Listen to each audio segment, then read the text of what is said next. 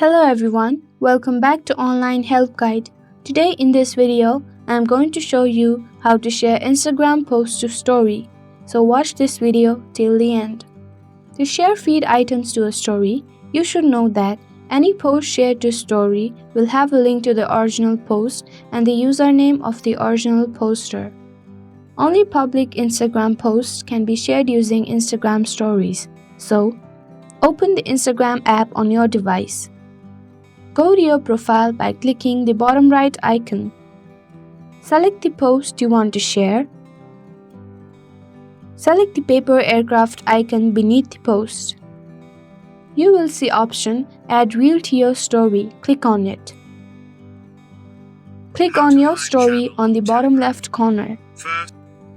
To check the post you have shared, go back to Home. Tap to the Home icon at the left side corner and click on your profile at the top left side.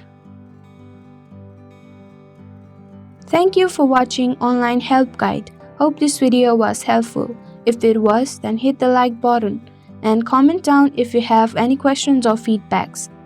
Also, if you are new to our channel, subscribe and hit the bell icon on our channel so that you don't miss our upcoming videos.